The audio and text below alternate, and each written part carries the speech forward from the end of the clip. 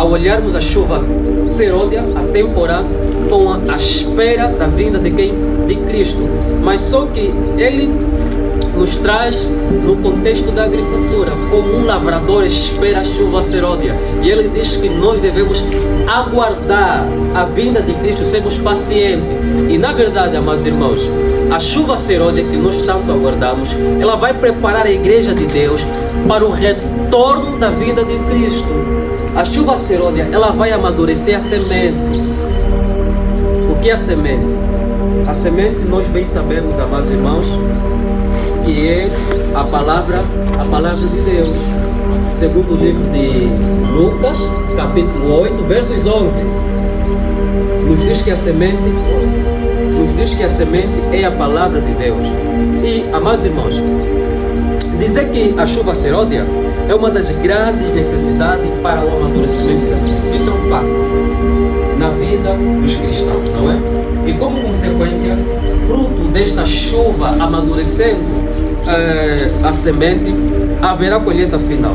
E se nós olharmos no início da obra de Deus, Deus derramou a chuva temporária, não é?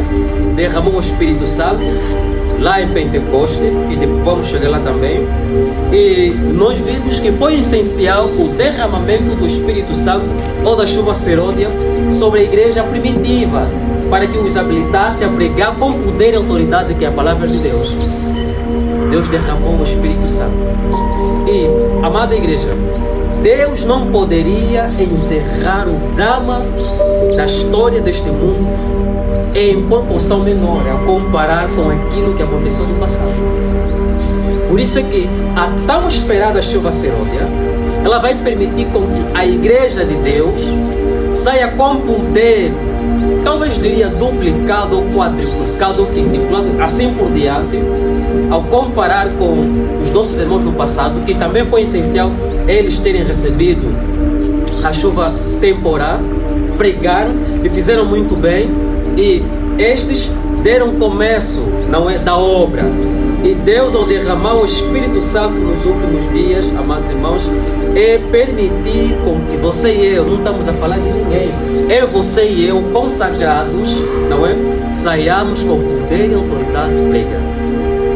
Preparar um povo para que possa subsistir, não é, a grande prova que se avizinha. Mas, amados irmãos, eu quero aqui trazer alguns contextos essenciais, olhando ainda para a vertente da agricultura. Alguns sites que eu fui lá buscar sobre a chuva seródia trouxe para mim alguns detalhes muito essenciais. E primeiro é que a chuva seródia também é conhecida como a chuva tárdia, não é? Ou também é conhecida como a chama da primavera.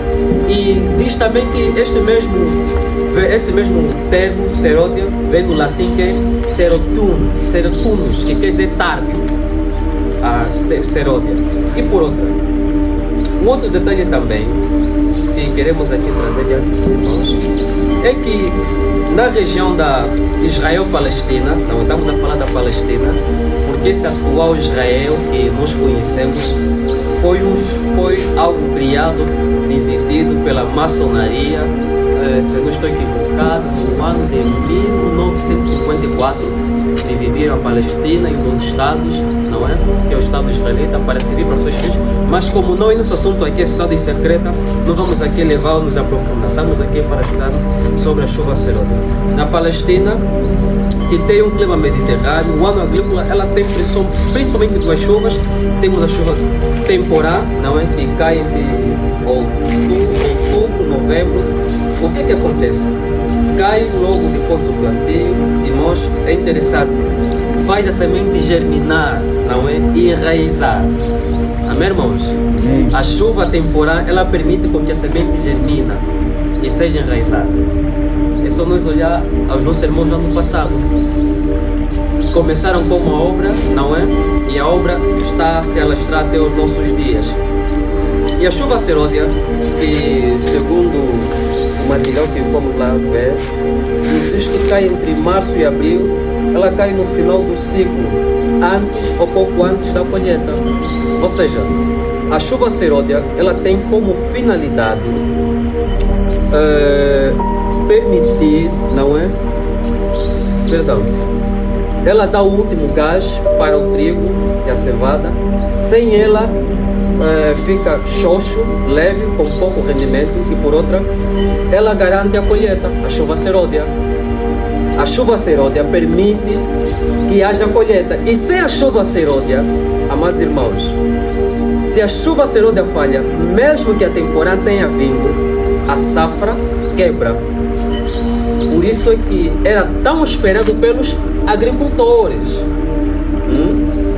Os agricultores lá na Palestina esperavam tanto a chuva seródia, porque eles reconheciam a importância da chuva seródia, porque se não houvesse a chuva seródia, infelizmente não poderia haver o cultivo, não poderia haver o amadurecimento da semente.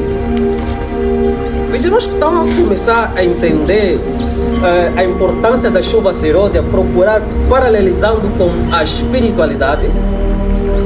Eu quero que os irmãos, não é, façam esse exercício, essa dinâmica, a viajarmos dentro daquilo que é o termo ou dentro daquilo que é o contexto espiritual.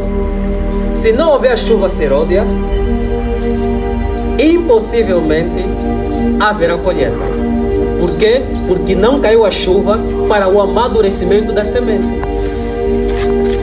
Amada igreja, vamos tentar tirar o capítulo 18 do livro do Apocalipse. Como é que seria? O capítulo 14, versos 6 adiante. Teria sentido, irmãos? Teria poder? Não, de jeito algum. O capítulo 14 nos apresenta aí, não é, as 3 mensagens angélicas. Mas só que não para por aí. Ainda que a igreja saia pregando a palavra de Deus, mas nós olhamos o capítulo número 18, nos fala que a glória do 4º anjo iluminou o quê? A terra, não é? Com o quê? Com a sua glória. E, irmãos, a narrativa bíblica está muito bem familiarizada com todos nós. Quando falamos da glória, estamos a falar do quê? Do caráter de quem? De Deus. O nome de Deus ser pregado, o nome de Deus, o caráter de Deus ser refletido no seu povo.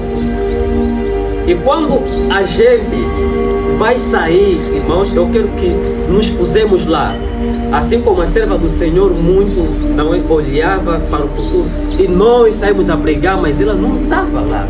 Assim como Paulo também dizia, e nós, e assim por diante, amada igreja, nós também sairemos no poder do Espírito Santo para pregar.